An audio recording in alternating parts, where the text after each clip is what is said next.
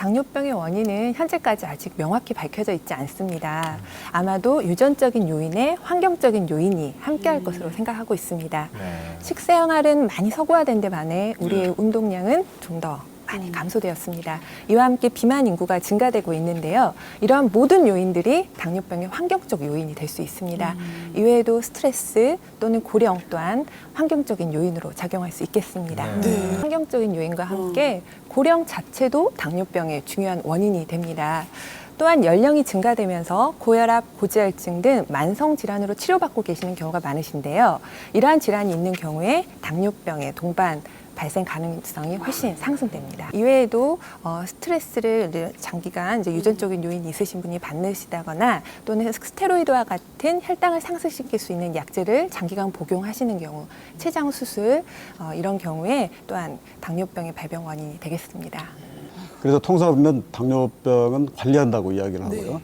그래서 당뇨병은 관리 가능한 질환이다, 질병이다 이렇게 이야기를 합니다. 물론 이 당뇨병 완치의 정의에 따라서 좀 틀려지긴 합니다. 예를 들어서 약을 먹지 않고서도 이 식사요법이나 운동요법 등 이 생활 개선에 의해서 혈당이 잘 조정되는 것을 완치라고 한다면 완치 가능하죠. 그러나 이제 우리가 우리 먹고 싶은 것을 아무 때나 먹어도 혈당이 잘 조절된다. 라고 이 완치 정의를 내린다면은 당뇨병은 완치 불능한 질병. 그랬을 때 진정은 완치인 것인데요. 그래서 저희들이 통상 당뇨병 관리한다, 조절한다 이렇게 이야기를 합니다. 단 음식을 많이 섭취하신다고 해서 당뇨병이 생기는 것은 아니고요. 이러한 음식을 과다 섭취해서 비만이 발생한다면 이것은 당뇨병의 중요한 원인이 되겠습니다. 그 혈당이 아주 심하게 올라가는 경우가 아니라면 대부분의 당뇨병 환자분들은 증상을 느끼시지 못하십니다.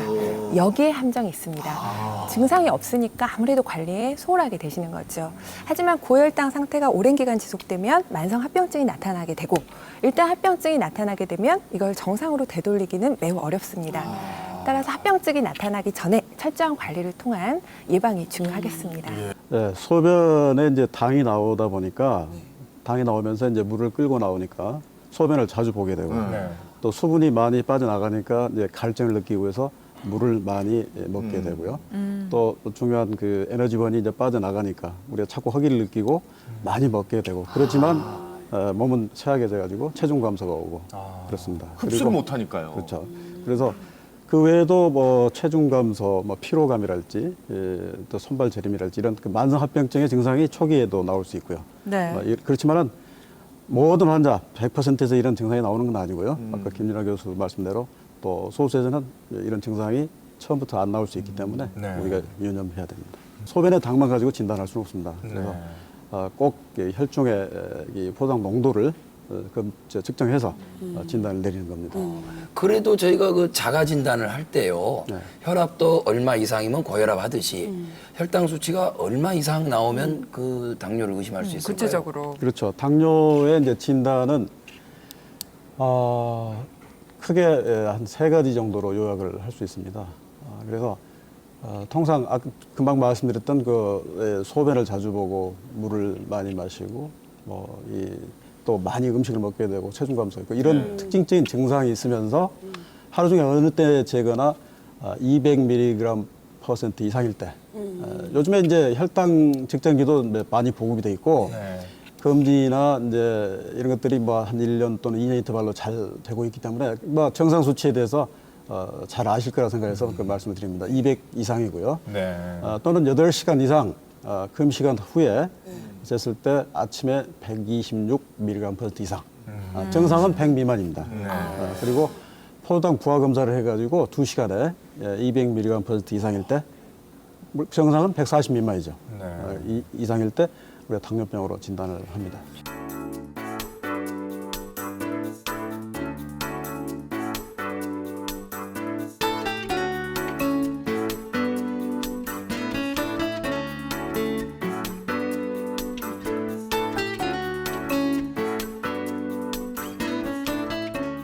혈당이 급격하게 상승되는 경우에 혼수에 빠질 수 있는 급성합병증이 올 수 있습니다.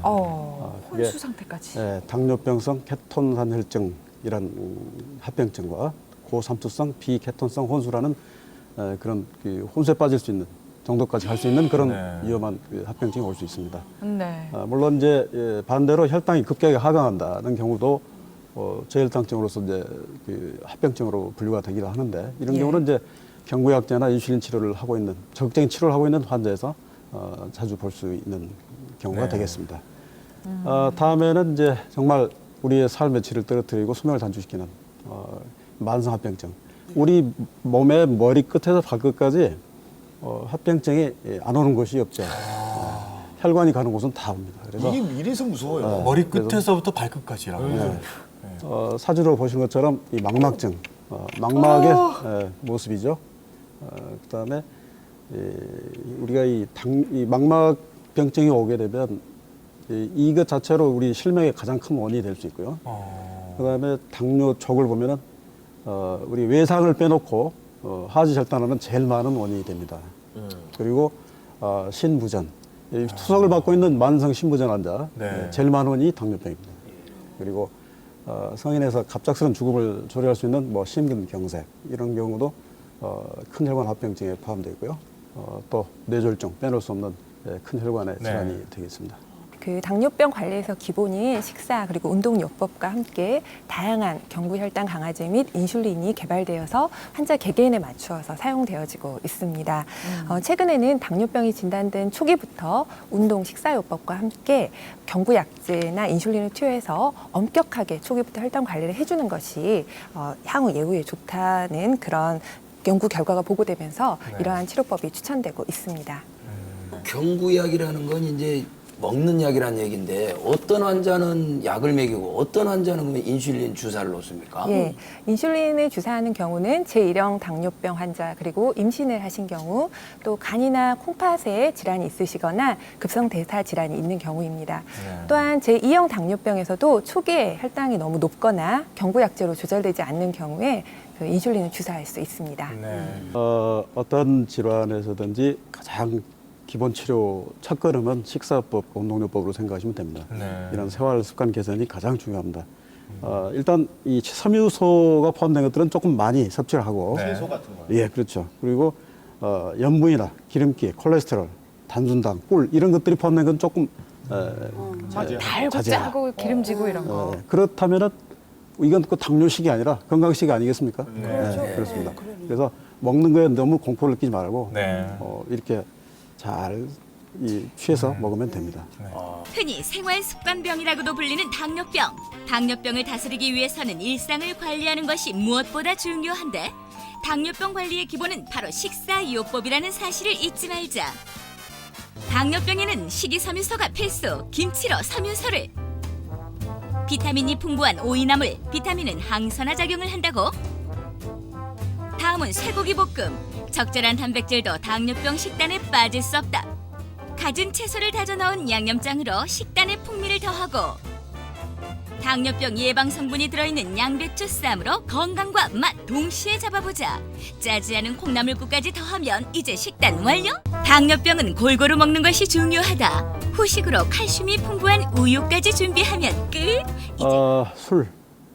또 잘 아시는 것처럼 술이라는 게 영양소 없이 고칼로리 식품이죠. 그래서 이걸 많이 먹게 되면 혈당 조절도 안 되고 체중이 증가하고 또 합병증이 악화됩니다. 그래서 기존에 이 당뇨병 환자의 이 중성지방 같은 게 굉장히 혈중이 올라가 있는데 그게 더 악화될 수도 있고 또 신장의 간 질환이나 췌장 질환 이런 것들이 유발되거나 또는 악화될 수 있습니다. 이 담배 이야기 아주 중요합니다. 술과 담배 중에 어떤 걸 끊을까요? 하면 저는 담배부터 이야기를 하는데 실제 이 당뇨병은 혈관병이다라고 강조를 드립니다. 결국 우리 당뇨 조절 관리의 가장 큰 목적은 혈관 합병증을 예방하는 건데 혈관 합병증의 중요 인자가 이제 당뇨병이나 고혈압, 고지혈증처럼 이 동맥경화를 촉진시키는 인자가 되겠죠. 거기에 이 흡연이라는 거, 담배라는 거는 이거는 또 다르게 또 독립된 아주 큰 위험 인자가 됩니다. 그래서 당뇨병 하나만 가지고서도 동맥경화증의 위험률이 정상인에 비해서 한 서너 배 높습니다. 근데 여기에다가 흡연까지 겹치면은 말 그대로 동맥경화증의 그 발생 위험률이나 발병률 이런 것들은 크게 증가하겠죠. 그래서 안 좋습니다. 복잡하게 생각하지 마시고요. 제가 딱 두 가지만 강조드리겠습니다. 네. 매일 규칙적으로입니다. 예. 날마다 30분 정도 가볍게 걷는 것이 일주일에 한 번 여러 시간 동안 등산을 하는 것보다 훨씬 더 효과적입니다.